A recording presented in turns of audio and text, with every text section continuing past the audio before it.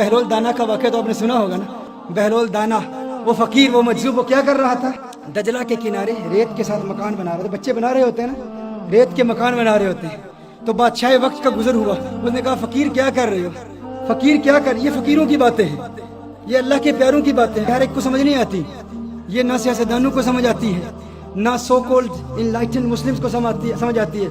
تو اس نے کہا کیا بنا رہے ہو؟ اس نے کہا جنت میں محلات بنا رہا ہوں, جنت میں محلات بنا رہا ہوں, پیلسز ان جنہ, ہم بلڈنگ پیلسز ان جنہ.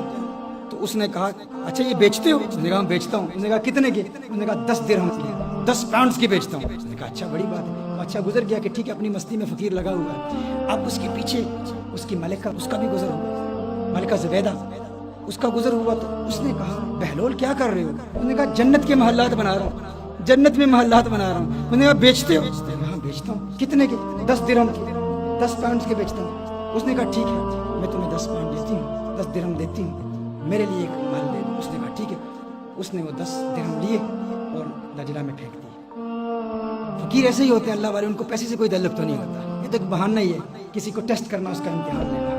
پیسے سے محبت نہیں ہوتی انہیں, نہ ہی وہ پیسے لیتے ہیں, نہ ہی پیسے کے لیے کچھ کرتے ہیں. وہ اللہ کی رضا کے لیے کرتے ہیں. پیسے کے ساتھ دین کو بیچ رہا ہو, اس کا دین کے ساتھ کیا تعلق ہے؟ اسی لیے تو لوگ حق نہیں نہ بولتے.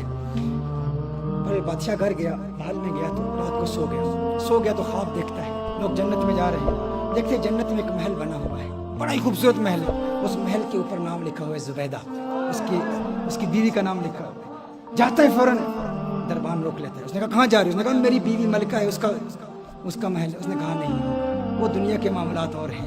دنیا میں بیوی کے گھر میں مرد خاوند جا سکتا ہے, وہ کہہ سکتا ہے کہ تیرا نہیں ہے میرا ہے, جو میرا ہے وہ تیرا ہے.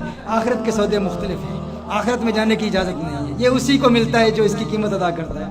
آنکھ کھلتی ہے, جاگتا ہے, بیوی سے کہتے ہیں تو نے کوئی ایسی نیکی کی ہے, کوئی عمل کیا ہے؟ میں نے تیرے لیے بڑے خوبصورت خواب دیکھی ہے, تجھے بڑے بلند مقام پر دے گا. اس نے کہا میری تو ایسی کوئی نیکی نہیں ہے, معمولات کے مطابق جو نیکیاں ہیں وہی ہیں, اور کوئی نیکی. ہاں ایک بات یاد ہے کہ کل دجلہ کے کنارے وہ بہلول نہیں ہے مجذوب فقیر, وہ جسے لوگ پاگل دیوانہ کہتے ہیں, وہ بیٹھا ہوا محلات بنا رہا تھا. اور مجھے اس نے کہا, میں نے کہا کیا بنا رہے ہو؟ اس نے کہا جنت میں محل بنا رہا ہوں. تو میں نے کہا بیچتے ہو؟ اس نے کہا بیچتا ہوں. تو میں نے 10 درہم اس کو دے دیا. اس نے کہا ارے میں بے وقوف نادان, وہ مجھے بھی بیچ رہا تھا لیکن میں نے اسے فقیر سمجھا. کاش کہ آج بھی وہ بیچ رہا ہو. بادشاہ نے کہا, ارادہ کر لیا کہ اب میں جاؤں گا, کاش کہ وہ فقیر اپنی اسی موج اور مستی میں ہو, اسی دیوانگی میں ہو. وہاں جاتا ہے اور اتفاق سے بہلول دانا وہی موجود ہے اور وہی کام کر رہا ہے, وہی بنا رہا ہے, محلات بنا رہا ہے. پوچھا فقیر بہلول کیا کر رہے ہو؟ کہا جنت کے محلات بنا رہا ہوں. کہا بیچتے ہو؟ کہاں بیچتا ہوں. تو اپنے جیب میں ہاتھ ڈالتا ہے 10 درہم نکالنے کے لیے, ابھی نکال ہی رہا ہوتا ہے تو پوچھتا ہے کتنے کے ہیں؟ اس نے کہا آدھی سلطنت, ہاف آف یور کنگڈم, آدھی سلطنت, آدھی سے. اس نے کہا اللہ کے بندے کل 10 درہم کے بیچ رہے تھے, آج آدھی سلطنت. اس نے کہا کل تم نے دیکھا نہیں تھا نا, آج دیکھ کے آئے ہو. وہ بغیر دیکھ کے جو سودا ہوتا ہے وہ 10 درہم میں ہوتا ہے, اب دیکھ کے آئے ہو تو اب آدھی سلطنت لگے گی.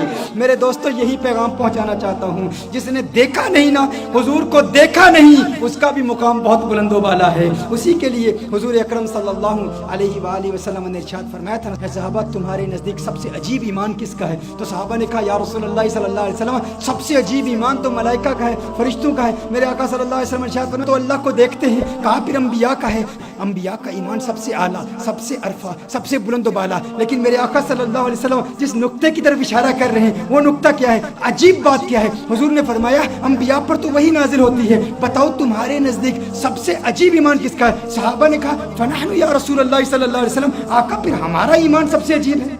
حضور نے ارشاد فرمایا تم تو میرے چہرہ والضحا کو دیکھتے ہو, تم تو مجھے دیکھتے ہو. کہا پھر یا رسول اللہ صلی اللہ علیہ وسلم آپ خود ارشاد فرما دیں. اب آقا کی حدیث کا مفہوم اپنی زبان میں پیش کر رہا ہوں. میرے آقا نے ارشاد فرمایا ہے میرے صحابہ ملائکہ کا ایمان بہت بلند, انبیاء کا ایمان بہت عرفہ بہت اعلیٰ, صحابہ کا ایمان بہت عرفہ بہت اعلیٰ, لیکن مجھ محمد کے نزدیک سب سے یونیک ایمان, سب سے عجیب ایمان میرے ان عاشقوں کا ہے جو کبھی مجھے دیکھیں گے بھی نہیں اور 1400 سال بعد آ کر میری ایک جھلک دیکھنے کے لیے اپنی جان مال اولاد قربان کرنے کے لیے تیار ہو جائیں گے.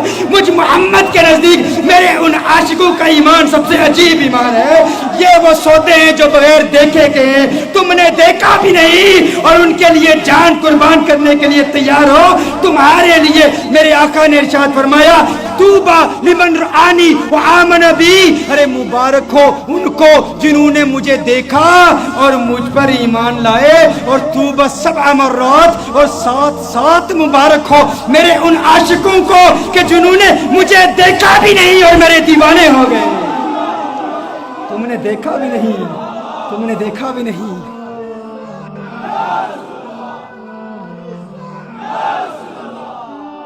تم نے دیکھا بھی نہیں اور تم ان کے دیوانے ہو گئے. اللہ ہمیں حضور اکرم صلی اللہ علیہ وسلم کا سچا پیار عطا فرمائے, سچی محبت عطا فرمائے, چشم پر نم دے دے, ان کو دیکھنے والی آنکھ عطا فرمائے.